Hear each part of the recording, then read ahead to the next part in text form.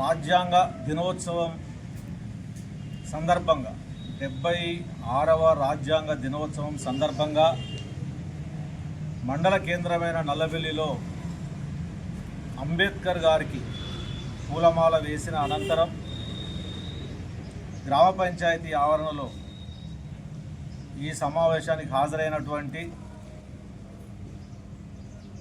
ఎంఆర్పిఎస్ నాయకులు, పరికి కోర్నేలు, తెలంగాణ దళిత విద్యావంతుల వేదిక నాయకులు భట్టు సాంబయ్య గారు, బీసీ హక్కుల సాధన సమితి మండల నాయకులు చీకటి ప్రకాష్ గారు, పప్పు రేణుకుమారు, మోటపోతుల నరేష్ గారు, కొత్తపల్లి అశోక్ గారు, అలాగే ఎంఆర్పిఎస్ నాయకులు మనగొండ సూర్యపవన్, సిపిఐ పార్టీ మండల కార్యదర్శి కడియాల క్రాంతి కుమార్, అదేవిధంగా ఎంఆర్పిఎస్ నాయకులు బొట్ల మొగిలి గారికి అందరికీ కూడా నమస్కారాలు.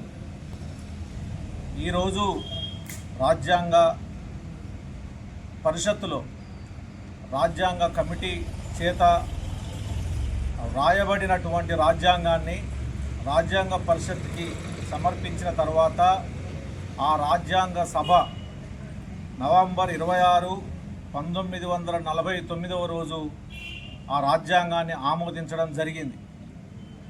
భారతదేశంలో ఉండబడినటువంటి వివిధ ప్రాంతాలు, వివిధ మతాలు, విభిన్నమైన కులాలు, భిన్నమైన సంస్కృతులు, భాషలు, సాంప్రదాయాలు కలిగినటువంటి ఈ దేశాన్ని ఐక్యమత్యంగా సమభావనతోటి సోదరత్వంతో ఈ దేశ సార్వభౌమాధికారాన్ని కాపాడటం కోసం, మత సామరస్యం కోసం, అలాగే వివిధ రాష్ట్రాల మధ్యల సమన్వయం కోసం, ప్రతి మనిషి జీవించే హక్కు కోసం ఇలా రాజ్యాంగ ప్రియాంబుల్ లోపల రాసుకుండబడినటువంటి ఏవైతే పీఠిక ఉందో ఆ పీఠిక ఆధారంగా భారతదేశం ప్రయాణం చేయాలనేది ఆ రాజ్యాంగం రాసినటువంటి వాళ్ళు ప్రపంచంలో ఉండబడినటువంటి అనేక దేశాల రాజ్యాంగాల నుంచి స్వీకరించి భారతదేశానికి ఒక రాజ్యాంగాన్ని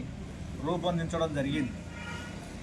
ఆ రాజ్యాంగాన్ని ఆమోదించి నేటికి 76 సంవత్సరాలు కావస్తున్నప్పటికీ ఆ రాజ్యాంగం ముందు పీఠికలో రాసుకున్నటువంటి ఏవైతే ఆ ప్రియాంబుల్స్ ఉన్నాయో, ఆ ఈక్వాలిటీ ఉన్నదో అవి ఏ మేరకు ఈనాడు సఫలీకృతమైనవి, ప్రజలకు రాజ్యాంగం ఇచ్చినటువంటి వయోజన ఓటు హక్కు ద్వారా ఏర్పడినటువంటి ప్రభుత్వాలు ఆ రాజ్యాంగం ప్రకారం నడుచుకుంటున్నారా, ఆ రాజ్యాంగాన్ని తూచా తప్పకుండా అమలు చేస్తున్నారా అనేది కనుక మనం అవగతం చేసుకుంటే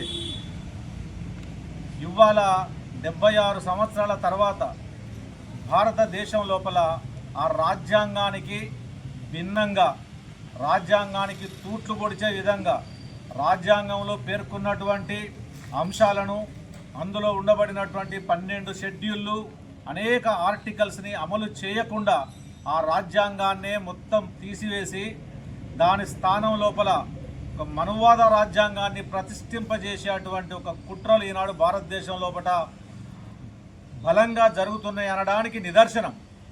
ఈరోజు భారత రాజ్యాంగ దాన్ని ఆమోదించినటువంటి దినోత్సవంగా ఉంటే, దీనికంటే ముందు ఒకరోజు నిన్న ఆయన అయోధ్య లోపల కాషాయ జెండా ఎగరేస్తూ దానికి సంబంధించిన ధ్వజస్తంభాన్ని ప్రతిష్ఠించే కార్యక్రమం లోపల దేశ ప్రధానమంత్రి పాల్గొన్నటువంటి పరిస్థితిని మనం మీడియాలలో చూసినాం, పత్రికల ద్వారా చూసినాం. ఆ ధ్వజస్తంభాన్ని నిలబెట్టిన తర్వాత దాని మీద కాషాయ జెండాను ఎగరవేస్తున్న క్రమంలో దేశ ప్రధానమంత్రి భక్తి పారవశ్యంతో ఆయన అక్కడ ఉన్నటువంటి పరిస్థితిని కూడా మనం చూస్తున్నాం. మన రాజ్యాంగం చెప్పుతున్నది ఏంటిది? భారత రాజ్యాంగం మతాతీతమైనది. భారతదేశంలో పరిపాలన చేసే ప్రభుత్వాలు ఏ మతానికి అనుకూలంగా ఉండకూడదు, సేమ్ టైం ఏ మతానికి వ్యతిరేకంగా కూడా ఉండకూడదు. మతాలకు సంబంధం లేకుండా, మతాలకు వ్యతిరేకంగా లేకుండా ఉండబడినటువంటి ప్రభుత్వాలు ఏవైతున్నాయో అలా కాకుండా ఈ దేశ ప్రధానమంత్రి నరేంద్ర మోడీ గారు నిన్న ఆ ధ్వజస్తంభన ప్రతిష్ట లోపల పాల్గొనడం జరిగింది. అంతేకాదు అంతకుముందు కుంభమేళా లోపల ఈ రకంగా ఒక మతానికి సంబంధించినటువంటి దేవాలయాల ప్రతిష్ట లోపల, ఆ మతానికి సంబంధించిన ప్రచారాల లోపల ప్రధానమంత్రి పాల్గొనడం వలన మిగతా మతాలన్నీ కూడా ఒక అభద్రతా భావం లోపలికి వెళ్ళేటువంటి ప్రమాదం ఉంది. భారతదేశంలో ఒక్క మతమే లేదు, అనేక మతాలు ఉన్నాయి. ఆ మతాలన్నీ కూడా ఇవాళ ఒక ఇన్ఫీరియారిటీ కాంప్లెక్స్కి లోనేటువంటి పరిస్థితి కనబడతా ఉన్నది.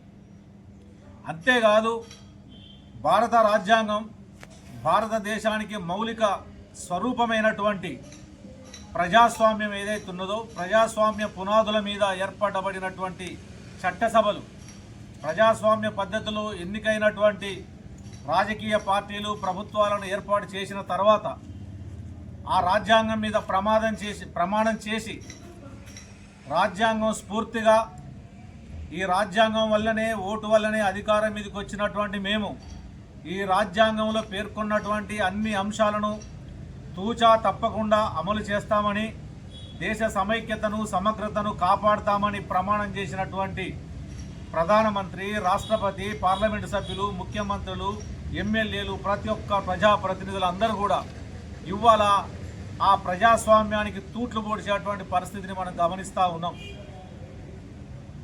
మొన్న 23లో జరిగినటువంటి జనరల్ ఎన్నికల్లో చూస్తే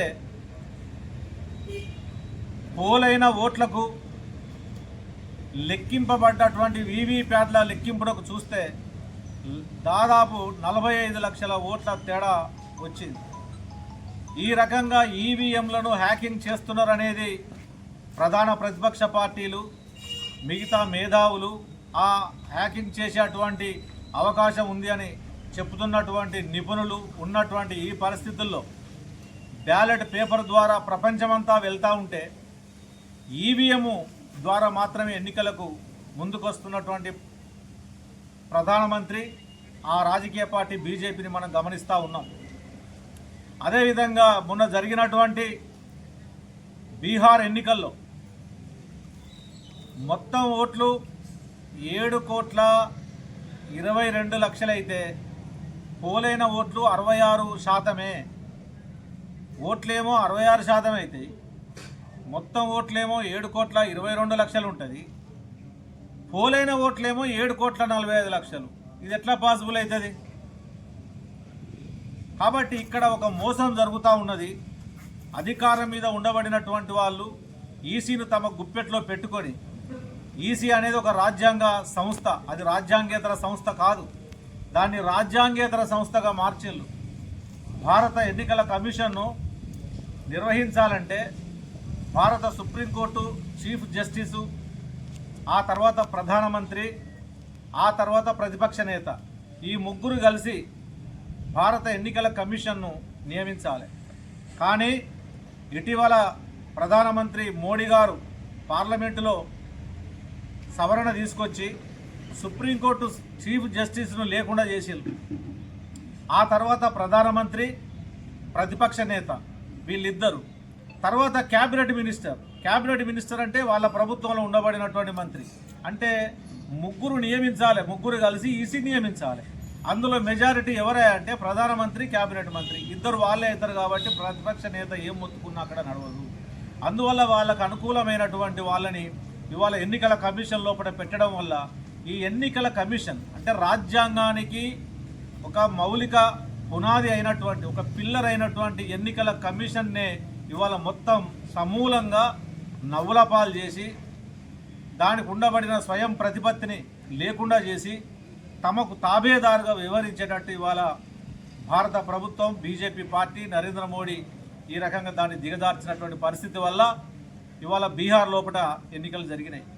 అదేవిధంగా సర్ పేరు మీద అంటే దొంగ ఓట్లను ఏరివేసే కార్యక్రమం పేరు మీద ఉన్నబడినటువంటి వాళ్లకు వ్యతిరేకమైనటువంటి ఓట్లను తొలగిస్తూ వాళ్ళకు అనుకూలమైనటువంటి ఓట్లను ఏ రకంగా చేర్పిస్తున్నారో అది ఇటీవల ప్రధాన ప్రతిపక్ష నేత దాన్ని రుజువు చేయడం జరిగింది.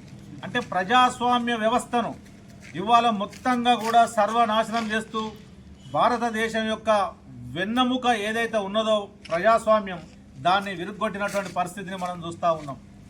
అంతేకాదు ఇవాళ భారత దేశంలో ఉండబడినటువంటి వనరులు, అదేవిధంగా ఖనిజాలు, ఉత్పత్తి సాధనాలు, వీటన్నిటి మీద మళ్ళా తమ ఆధిపత్యాన్ని నిలబెట్టుకోవడం కోసం ఇవాళ మనువాద శక్తులను మళ్ళీ ముందుకు తీసుకొచ్చి ఆ అగ్రవర్ణాలైనటువంటి బాపని, కోమట్లను వీళ్ళందరినీ ముందు పెట్టి గుజరాత్ లేదా నార్త్ ఇండియాకు సంబంధించినటువంటి ఈ ఒక అగ్రవర్ణాల కార్పొరేట్లకు ఈ సంపదను మొత్తం దోచిపెట్టే విధంగా ఇవాళ ఆయన కాషాయీకరణ, ప్రైవేటీకరణ మొదలుపెట్టిండు. ఆ రకంగా ఇవాళ ఆ ప్రైవేటీకరణకు వ్యతిరేకంగా అనేక ఉద్యమాలు భారతదేశం లోపల వస్తూ ఉన్నాయి. మనం గతంలో చూస్తే నాగాలాండు, మణిపూరు ఇవి చూసినాం. ఎవరైతే అక్కడి ఆదివాసీలు, గిరిజనులు మణిపూర్లో ఉండబడినటువంటి ప్రకృతి సంపదను దోసుకోకుండా ఎవరైతే ప్రతిఘటిస్తున్నారో గిరిజనులు, ఆ గిరిజనులను ఊచకోత కోసి మహిళలను మానభంగాలు చేసి నగ్నంగా ఊరేగించినటువంటి చరిత్ర ఎవరై అంటే ఇవాళ ఆ మణిపూర్లో ఉండబడినటువంటి బీజేపీ ప్రభుత్వం, బీజేపీ పార్టీ. భారతదేశ చరిత్రలో పట్టే ఏనాడు లేని విధంగా కేంద్రంలో ఉండబడినటువంటి డబుల్ ఇంజన్ సర్కార్ తన రాష్ట్ర ప్రభుత్వాన్ని తానే బర్తరఫ్ చేసుకొని రాష్ట్రపతి పాలన తీసుకొచ్చే పరిస్థితికి నెట్టివేయబడ్డదనంటే భారత రాజ్యాంగం మౌలిక స్వరూపాన్ని ఏ రకంగా వాళ్ళు దుర్వినియోగం చేస్తున్నారో మనం అర్థం చేసుకోవచ్చు.